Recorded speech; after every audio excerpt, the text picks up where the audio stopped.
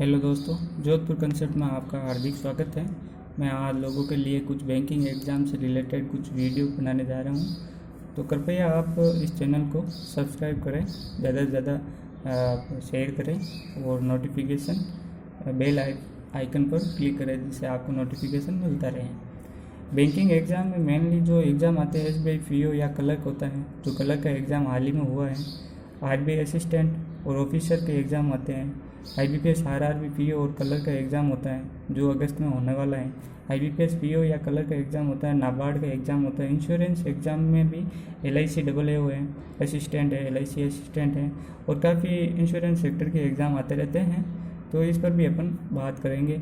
जो इंश्योरेंस के एग्ज़ाम होते हैं वो बैंकिंग एग्ज़ाम यानी आईबीपीएस जो कंडक्ट करवाता है एग्ज़ाम, उसी तरह के सिलेबस और पैटर्न रहते हैं।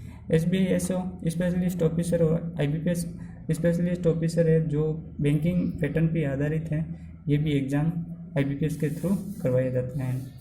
जो बैंकिंग एग्ज़ाम के अंदर सब्जेक्ट हैं वो मेनली 4 सब्जेक्ट होते हैं: इंग्लिश, मैथमेटिक्स, रीजनिंग और जनरल अवेयरनेस। तो मैं आप लोगों को मैथमेटिक्स, रीजनिंग और जनरल अवेयरनेस के बारे में चर्चा करूँगा। जनरल अवेयरनेस के अंतर्गत बैंकिंग और करंट, ये इस पर अपन बात करेंगे। जो मैथ्स का सिलेबस है उसको मैं अभी डिस्कस कर लेता हूँ। मैथमेटिक्स के अंतर्गत जो स्टूडेंट न्यू है चाहे ओल्ड स्टूडेंट है, सभी को इस चैनल के माध्यम से आप सभी को बहुत फ़ायदा मिलेगा। तो कृपया आप इस चैनल को ज़्यादा से ज़्यादा शेयर और सब्सक्राइब करें ताकि सभी बच्चों का भला हो।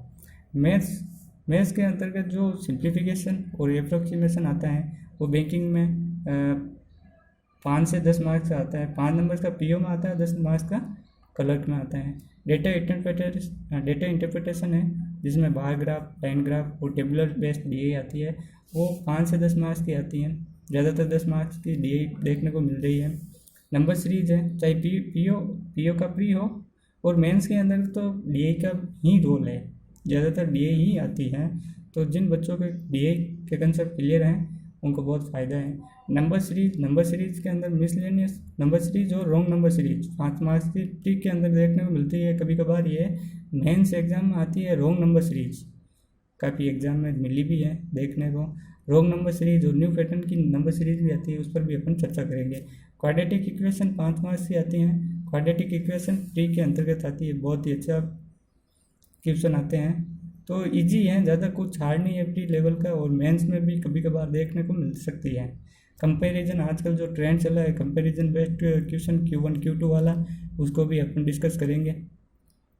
डेटा सफिशिएंसी के अंतर्गत डेटा को अपन सफिशिएंट है या नहीं है, उसमें 2 डेटा दे रखे होंगे यानी कि कथन फर्स्ट और कथन सेकंड, ठीक है। उनको कंपैरिजन करना है, यानी आंसर अपन को इन दोनों से निकल रहा है, एक से निकल रहा है या सेकंड से निकल रहा है या इन दोनों से नहीं निकल रहा है, वो अपन को क्वेश्चन उस बेस पर मिलेंगे, तो वो भी अपन प्रैक्टिस करेंगे ज़्यादा से ज़्यादा।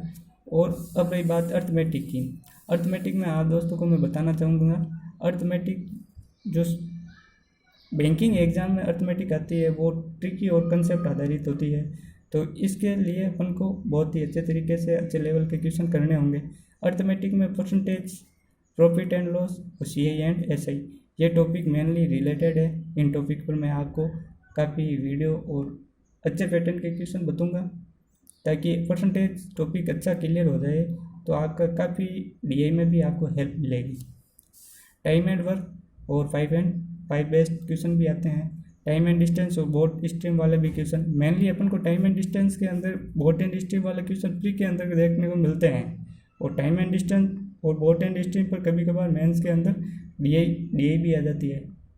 तो यही कहना चाहता हूँ, अर्थमेटिक जिसकी मजबूत होगी वो, यदि अर्थमेटिक बेस्ड DI भी आ जाए तो उस कंसेप्ट के आधार पर DI भी सॉल्व कर सकता है। तो ये अर्थमेटिक के टॉपिक भी अपन अब छोड़ नहीं सकते हैं। इतना दिन अपन मानते थे कि क्या ना, मतलब IBPS या कोई भी एग्ज़ाम क्वालिफाई करना होता है तो सिंप्लीफिकेशन, DI, क्वाड्रेटिक और कंपैरिजन बेस्ड और डेटा सफिशिएंसी कर लेते हैं तो चलता है, लेकिन अब अर्थमेटिक को भी अपन नज़रअंदाज नहीं कर सकते हैं। अर्थमेटिक में time and work, time and distance, partnership, average वाला topic, age, mensuration, permutation, combination, ये सारे टॉपिक हैं। इन टॉपिक के ऊपर अपन चर्चा करेंगे। सबसे पहली बात, इस चैनल पर जो न्यू स्टूडेंट हैं उनके लिए मैं कुछ कहना चाहता हूँ। आप लोगों को कम से कम 25 तक तो टेबल याद होनी चाहिए, 20 तक तो टेबल याद होनी चाहिए, 20 से 25 तक। ये आप सोच रहे होंगे कि क्या ना मतलब ये टेबल कहाँ पर काम आएगी। आप विश्वास माने, यदि आपको मैथमेटिक्स स्ट्रॉन्ग करनी है तो आपको डायरेक्ट इफेक्ट नहीं दिखेगा, बल्कि इनडायरेक्ट रूप से आपको बहुत ही बड़ा इफेक्ट दिखेगा यदि आप टेबल याद करते हो। आपको स्क्वायर होने चाहिए 40 तक, ये बहुत बेनिफिट होते हैं। आपको कैलकुलेशन नहीं करनी पड़ती, आपको पेन उठाने की ज़रूरत नहीं पड़ती है। आप यदि आपको स्क्वायर मजबूत है तो आप सिंप्लीफिकेशन, एप्रोक्सीमेशन, उसमें आपको काफ़ी हेल्प मिलेगी। क्यूब आपको होने चाहिए, क्यूब भी आपको 15 तक, क्यूब 15 से 20 तक क्यूब तो याद होने ही चाहिए। ये मस्ट है न्यू स्टूडेंट के लिए।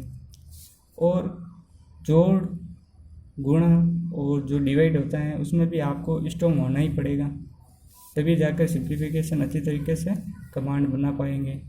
और डेली के डेली 10 से 15 सिंप्लीफिकेशन या अप्रोक्सीमेशन करने ही होते हैं।